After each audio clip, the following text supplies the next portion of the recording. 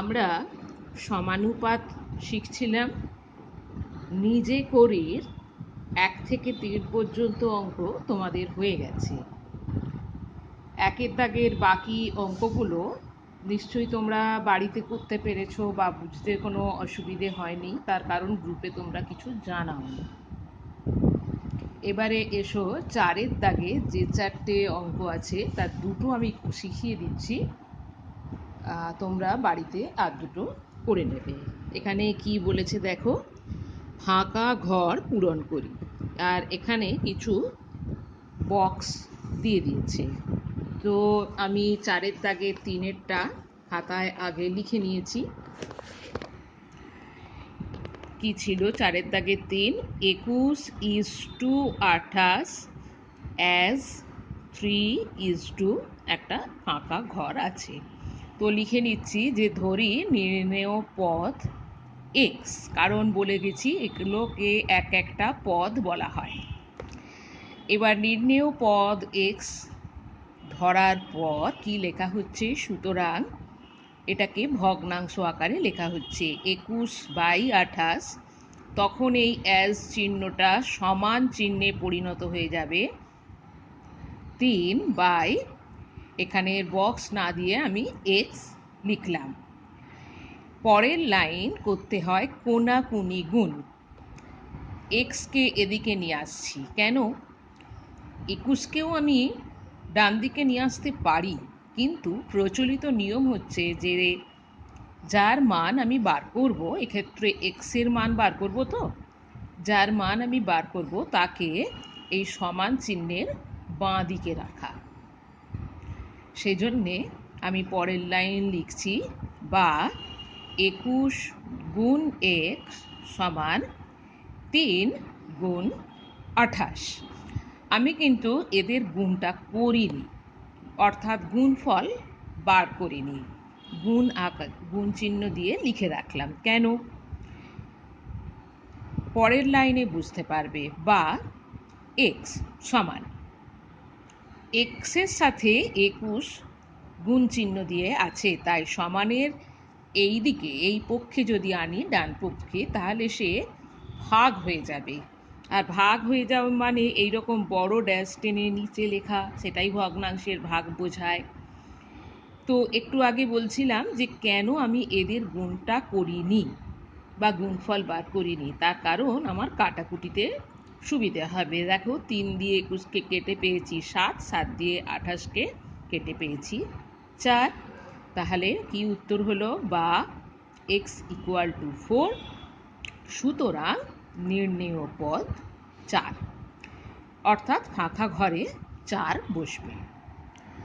আর একটা দেখো 4-এর দাগের 4-এরটা, 9:24 অ্যাজ একটা বক্স = 8।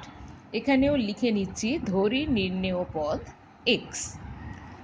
আগের মতোই দেখো, স্টেপগুলো কোথাও অমিল নেই, সব একই রকম আছে। সুতরাং 9/24 এটা সমান হয়ে গেল, এখানে এক্স লিখলাম বাই 8। এবারেও কোনাকুনি গুণ, এক্সকে ডান দিক থেকে বাঁ দিকে নিয়ে আসছি, তাই লিখছি বা 24 গুণ এক্স সমান 9কে ডান দিকে নিয়ে আসছি, 9 গুণ 8। এখানেও দেখো আমি গুণফলটা বার করিনি, বা এক্স সমান আগের মতোই 24, ডান দিকে এসে ভাগ হয়ে গেল 9 গুণ 8/24, কাটাকুটি করে রেজাল্ট পেলাম 3, বা এক্স = 3, সুতরাং নির্ণেয় পদ 3। তাহলে নিজে করি 3.1 শেষ হয়ে গেল। এবার যেটা করব সেটা হচ্ছে, পরে আরও কিছু জিনিস আমরা শিখে নিই, তারপর অঙ্ক করব। আবার কি শিখব?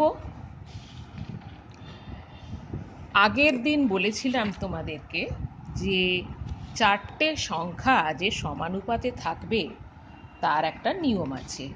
সেই নিয়মটা আগের দিন বলে দিয়েছিলাম, যে এইভাবে যখন 4টে সংখ্যা দিয়ে সমানুপাত লিখছি, তখন এটাকে প্রথম, এটাকে দ্বিতীয়, এটাকে তৃতীয়, এটাকে চতুর্থ পদ বলছি। সেই সঙ্গে সঙ্গে এই প্রথম আর চতুর্থ পদকে বলা হচ্ছে প্রান্তীয় পদ, দ্বিতীয় আর তৃতীয় পদকে বলা হচ্ছে মধ্যপদ।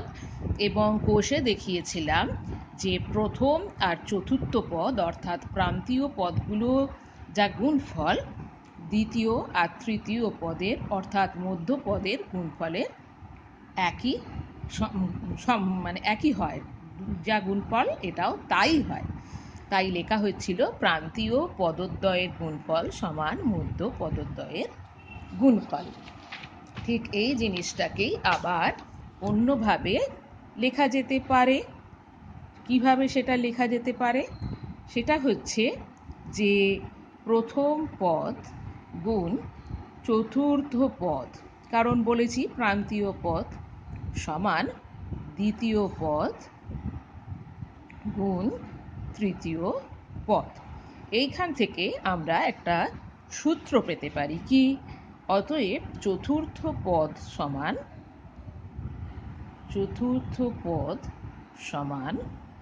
দ্বিতীয় পদ গুণ তৃতীয় পদ,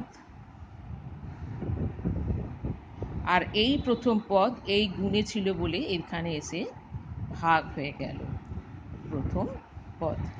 এটা পরবর্তীকালে আমরা যখন অঙ্ক করব তখন এই সূত্রটা মুখস্থ রাখলে আমাদের খুব সুবিধে হবে।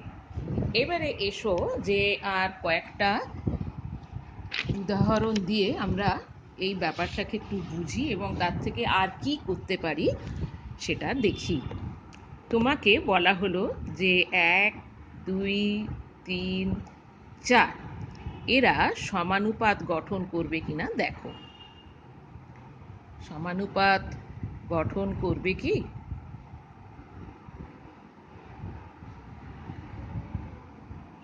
তাহলে গুণ করি। 1 গুণ 4 সমান 4, আর 2 গুণ 3 সমান তো 6, তাহলে 4 আর 6 সমান 9। তাহলে এখানে প্রান্তীয় পদদ্বয়ের গুণফল মধ্য পদদ্বয়ের গুণফলের সঙ্গে সমান হলো না। সুতরাং আমি সব কথাটা লিখলাম না, বলে দিলাম, আমি একদম লিখে দিচ্ছি 1, 2, 3, 4 এরা সমানুপাত গঠন করবে না।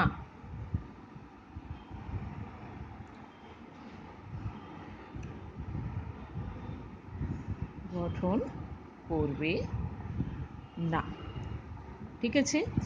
আচ্ছা, তাহলে এবারে একটা অন্য উদাহরণ দেখি। ধরো তোমাকে বলা হলো 7, 14, 8, 16 এরা সমানুপাত গঠন করবে কি? দেখা যাক।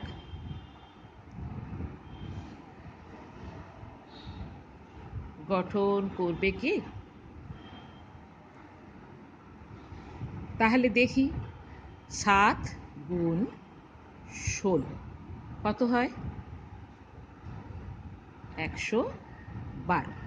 7 16 112। আর 14 গুণ 8 সেটাও 14 নামতা পড়ো, 14 8 112। তাহলে এখানে দেখা যাচ্ছে যে 7 গুণ 16 সমান 14 গুণ 8। তার মানে প্রান্তীয় পদগুলোর গুণফল সমান মধ্য পদগুলোর গুণফল। তাহলে এখানে লিখতে পারি যে 7, 14, 8, 16 সমানুপাত গঠন করে। ঠিক আছে? তাহলে আর কিভাবে এটাকে লিখব? এভাবে লিখতে পারি 7:14 অ্যাজ 8:16। আচ্ছা, এবারে আর একটা কাজ করে দেখি। দেখো 7 গুণ 14 কত হয়? আচ্ছা দেখো, ওটা আমার একটু ভুল লেখা হয়ে গিয়েছিল। এই যে 7 গুণ 16, এটাকেই তো 16 গুণ 7ও লেখা যায়, তাই না? 14 গুণ 8, এটাকেও তো 8 গুণ 14 লেখা যেতে পারে, তার কারণ মান তো একই। তাহলে এই যে 16 গুণ 7, এরও তো উত্তর 112। 8 গুণ 14, এরও উত্তর 112। তাহলে সেখান থেকে কি আমি বলতে পারি না যে 16, 7, 8, 14 এরাও সমানুপাত গঠন করে? তাহলে তখন কি লিখব? তখন তাহলে আমাকে এইভাবে লিখতে হয়, 16 গুণ 7 করছি যখন, তখন একদিকের পদ 16 আর একদিকের পদ 7। 8 গুণ 14 করছি যখন, তখন একদিকের পদ 8 আর একদিকের পদ 14। দেখো, তাহলে আগে যেটা ছিল 7:14 অ্যাজ 8:16, এই 4টে সংখ্যাকেই আবার অন্যভাবে লেখা হলো। কিভাবে? 16:8 অ্যাজ 14:7। আচ্ছা, আরেকটা অন্যভাবে ভেবে দেখি কিভাবে সেটা। ধরো, যদি এটা তো গুণ করে দেখালাম, এখানে সমানুপাতের নিয়ম হিসেবেও আর একটা বলেছিলাম যে দুটো অনুপাত যদি সমান হয় তাহারাও সমানুপাত গঠন করবে। ধরো এটা লিখলাম 7:8, তো একে তো আর লঘিষ্ঠ আকারে পরিণত করা যাবে না। আচ্ছা, তাহলে 14:16, এটার দেখি কি অবস্থা হয়।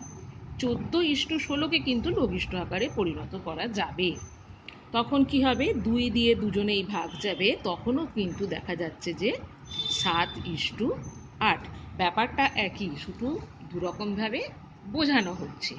তাহলে 14:16 এটাও 7:8। তাহলে এখান থেকে আবার আমি এইভাবে সমানুপাতটাকে গঠন করতে পারি 14:16। শুধু দেখো, চেহারাগুলো বদলাচ্ছে। 7:8 অ্যাজ 14:16। এখানে কি প্রান্তীয় পদের গুণফল আর মধ্যপদের গুণফল সমান নয়? সমানই তো, কারণ 7 ষোলং 112, 8 14 112, নিয়মটা একই থাকছে। আবার এইটাকে যদি উল্টে লিখি, ব্যস্ত অনুপাত করি, তোমরা তো ব্যস্ত অনুপাত শিখে গেছো, এইটাকে যদি ব্যস্ত অনুপাত করে দিই, তাহলে এটাকেও ব্যস্ত অনুপাত করতে হবে। কারণ এটাকে দেখো, 2 দিয়ে ভাগ করো, 8:7, তাহলে এরই সমান হচ্ছে। তাহলে কিন্তু এটাকেও সমানুপাত দিয়ে লেখা যায়। তাহলে 4টে সংখ্যা 7, 14, 8, 16, এটা দিয়ে আমরা কটা সমানুপাত গঠন করতে পারলাম বলো তো? 1, 2, এখানে একটা আছে 3টে, এখানে একটা আছে 4টে। 4টে দেখো, চেহারাগুলো আলাদা, তাই না? তো এখানে বলা যেতে পারে যে 4টি বিভিন্ন সংখ্যা দিয়ে, বিভিন্ন সংখ্যা দিয়ে যদি তারা সমানুপাত গঠন করে, তাহলে 4টি সমানুপাত গঠন করা যায়, বা 4টি বিভিন্ন সমানুপাত গঠন করা যায়। ঠিক আছে? আচ্ছা, এই জিনিসটাই একটু বীজগাণিতিক সংখ্যা দিয়ে বুঝি। সেটা কি? ধরো A:B অ্যাজ C:D, যেখানে A, B, C, D কে বলা হয় অনির্দিষ্ট বীজগাণিতিক সংখ্যা। কেন অনির্দিষ্ট? কারণ এদের কি মান আমরা জানি না, আর এগুলোকেই আমরা বীজগণিতে ব্যবহার করি। এবং অবশ্যই এরা শূন্য নয়, কারণ শূন্য হলে তো কিছু করাই যাবে না, না গুণ না ভাগ। গুণ করলে সব শূন্য, আর ভাগ তো করাই যায় না শূন্য দিয়ে। এবারে এইটাকে আগের নিয়ম মতো যেভাবে আমি ওই সংখ্যাগুলো দিয়ে দেখালাম, এটা হচ্ছে যদি ধরে নেই যে এ বি সি ডি সমানুপাতে আছে, তাই তো এটা লিখলাম। তাহলে আর কিভাবে এটাকে লিখতে পারবো? এর ব্যস্তানুপাত নিয়ে নিই, তাহলে বি ইস টু এ, তাহলে এরও ব্যস্তানুপাত নিতে হবে ডি ইস টু সি, এবং আগের সংখ্যা দিয়ে দেখিয়ে দিয়েছি যে এরাও সমানুপাত গঠন করবে। আবার দেখো আর কিভাবে লিখছি। এবারে বি আর সি এদের স্থান বদলে দিচ্ছি। তাহলে হয়ে যাচ্ছে A is to C as B is to D. লক্ষ্য করে নাও, এখানেও প্রান্তীয় পদের গুণফল এডি, মধ্যপদের গুণফল বিসি। এখানেও প্রান্তীয় পদের গুণফল বিসি, মধ্যপদের গুণফল এডি, অর্থাৎ এডি ইকুয়াল টু বিসি সব সময়ই হচ্ছে। এখানেও দেখো এডি বিসি। আর 4 নম্বরটা কি হবে? আবার এদের ব্যস্তানুপাত নিয়ে নাও, সোজা কথা। তো এটা হয়ে যাবে C is to A as D is to B. তাহলে দেখা গেল যে এরা 4টে সমানুপাত গঠন করে। কিভাবে গঠন করে সেটা তোমাদের পরের ভিডিওতে জানাবো। এখন এইটা থেকেই আবার একটা অন্য জিনিসে আসি। সেটা হচ্ছে, এখানটা তো তখনই লেখা যাবে যে যদি এ বি সি ডি 4টে অনির্দিষ্ট সংখ্যা সমানুপাতে আছে, তাই এই কথাটা লেখা হলো। এখন কোথাও যদি বি ইকুয়াল টু সি হয়ে যায়, তাহলে কি লিখব? তাহলে নিশ্চয়ই সেটাকে এভাবে লিখব, A is to B as C. B এর সমান বলা হয়েছে তো, তাহলে বি ইজ টু ডি। এক্ষেত্রে কি হবে? এক্ষেত্রে হবে প্রান্তীয় পদের গুণফল এডি আর মধ্য পদের গুণফল বি স্কোয়ার। আর সমানুপাত যখন বলে দিয়েছি, তাহলে এটা তো সমান হতেই হবে। এই ধরনের যখন সমানুপাত লেখা হয়, তখন একে আমরা বলি ক্রমিক সমানুপাত। আমি উদাহরণ দিয়েও তোমাদেরকে বোঝাবো যে কখন ক্রমিক সমানুপাত আসে।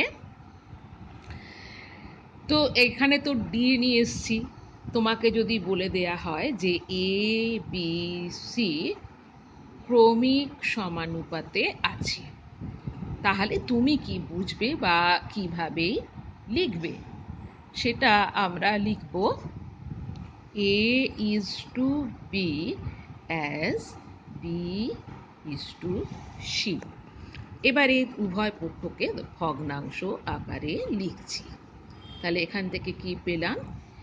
এরপর কোনাকুনি গুণ, B square equal to AC. কেমন? তো এইটাকে কিভাবে লিখব?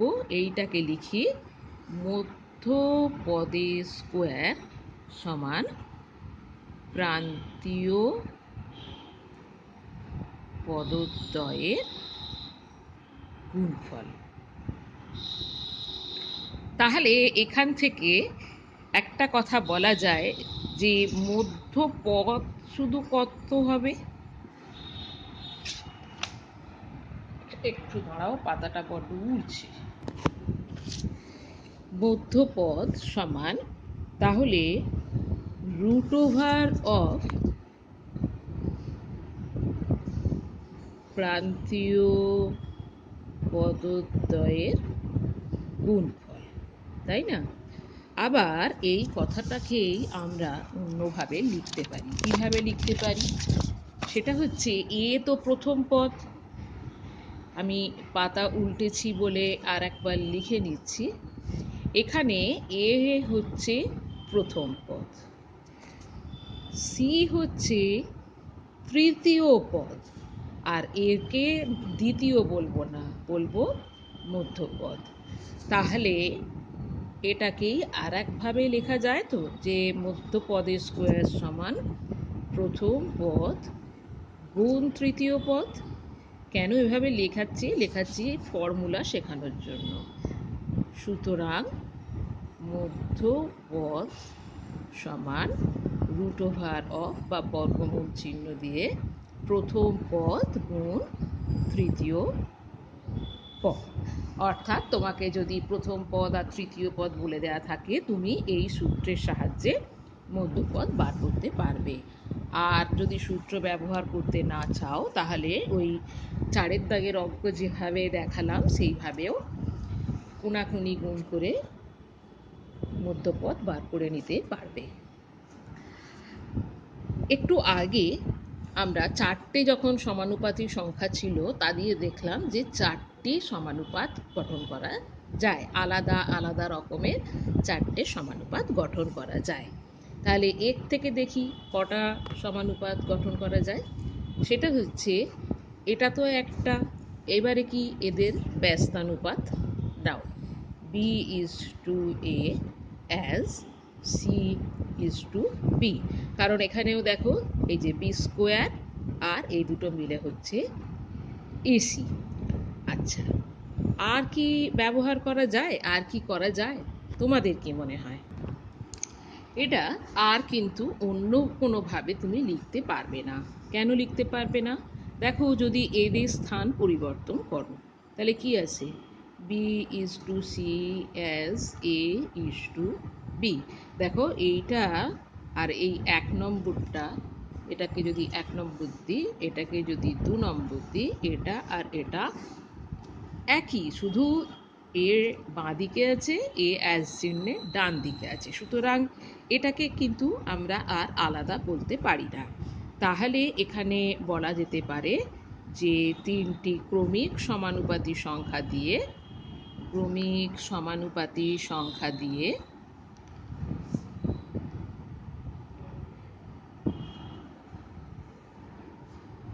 দুটি আলাদা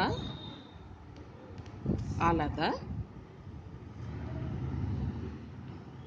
সমানুপাত গঠন করা যায়, অর্থাৎ যাদের চেহারাটা আলাদা হবে। ঠিক আছে, এবার বলেছিলাম যে একটা উদাহরণ দিয়ে বোঝাবো। উদাহরণটা তোমাদের বইয়েরই, আমি বলে দিচ্ছি। বলছে 3টে কলমের দাম 30 টাকা। তাহলে 30টা কলমের দাম 300 টাকা, কারণ 3টে কলমের দাম 30 টাকা মানে হচ্ছে তোমার একটা কলম 10 টাকা করে, তাই না? তাহলে 30টা কলমের দাম কত হবে? 30 10 300। এবারে লেখা হচ্ছে কলমের সংখ্যার অনুপাত। এখানে 3টে, এখানে 30টা, তাহলে 3:30, 30 বা 1:10। এবারে হচ্ছে কলমের দামের অনুপাত, অর্থাৎ এই 30টা এখানে লেখা হচ্ছে, এই 300টা এখানে লেখা হচ্ছে। সেখানেও যদি তুমি লঘিষ্ঠ আকার করো তো সেখানেও তো 1:10ই আসে। এখন 30 তো 30ই, সেটা দামই হোক বা সংখ্যাই, আমরা আলটিমেটলি পাচ্ছি 1:10। তাহলে এই দুটো অনুপাত সমানুপাতে। তাহলে এখানে লেখা হচ্ছে, সুতরাং 3:30 অ্যাজ 30:300, অর্থাৎ 3, 30, 300 ক্রমিক সমানুপাতি। এটা সংখ্যা দিয়ে, আর বীজগাণিতিক সংখ্যা দিয়ে তো তোমাদেরকে বলেই দিলাম। এবারে একটা কথা বলে দিই, নিজে করি 3.2টা নিজেরা করবে। এসো নিজে করি 3.3 এর কয়েকটা অঙ্ক তোমাদেরকে আমি দেখিয়ে দিচ্ছি। নিচের সংখ্যাগুলো ক্রমিক সমানুপাতে আছে কিনা দেখি, আর সমানুপাতটি লিখি। যদি থাকে তাহলেই লিখতে পারবো, যদি না থাকে তো আর লিখতে পারবো না। 1 দাগেরটা দেখো, 5, 10, 20 ক্রমিক সমানুপাতে আছে কিনা দেখি। প্রথম গুণ তৃতীয় পদ 5 গুণ 20 সমান 100, আর মধ্যপদের স্কোয়ার বা দ্বিতীয় গুণ তৃতীয়ই বলো আর মধ্যপদের গুণফলই বলো, সেটাও 100। এরকম দুভাবেই লেখা হয়েছে, যে কোনো একটা লিখলেই হবে, আমি বোঝানোর জন্য দুভাবে লিখেছি। হয় লেখো 10 গুণ 10 সমান 100, বা 10 এর স্কোয়ার সমান 100। তাহলে দেখা যাচ্ছে যে 5 গুণ 20 সমান 10 স্কোয়ার। তাহলে 5, 10, 20 ক্রমিক সমানুপাতে আছে। 4-এরটা দেখো, 81, 18, 81, 9 আর 18 এরা ক্রমিক সমানুপাতে আছে কিনা দেখা যাক। তাহলে 81 আর 18-র গুণফল কি হবে? 18-র নামটা বলো। 18 একে 18-র 8, হাতে থাকে 1, 18 8 144 আর হাতে একে 145। সংখ্যাটা দাঁড়ালো 1458। আর সে জায়গায় 9 গুণ 9 তো মাত্র 81 বা 9 স্কোয়ার 81। তাহলে 81 গুণ 18 আর 9 স্কোয়ার অসমান। এটা জানো তো, অসমানের চিহ্ন সমান চিহ্ন দিয়ে সেটাকে কেটে দেয়া। তাহলে কি লিখব? সুতরাং 81, 9, 18 ক্রমিক সমানুপাতে নেই। ঠিক আছে, এবারে মনে করি 3.4 এটা নিজেরা চেষ্টা করবে। কেন বলে দিচ্ছি নিজেরা চেষ্টা করবে? তার কারণ হচ্ছে এখানে একটা তোমাদের ছক পূরণ করতে দিয়েছে বিভিন্ন জায়গায় ফাঁক রেখে। তো আমি আগের ওই নিজে করি 3.1-এ দেখিয়ে দিয়েছি কিভাবে করতে হয়। আর এখানে ফর্মুলাও বলে দিয়েছি। যে যেভাবে পারো করো, বইয়ের উদাহরণ দেখো। তবে যদি না পারো তবে অবশ্যই আমাকে জানাবে, আমি শিখিয়ে দেবো। ঠিক আছে?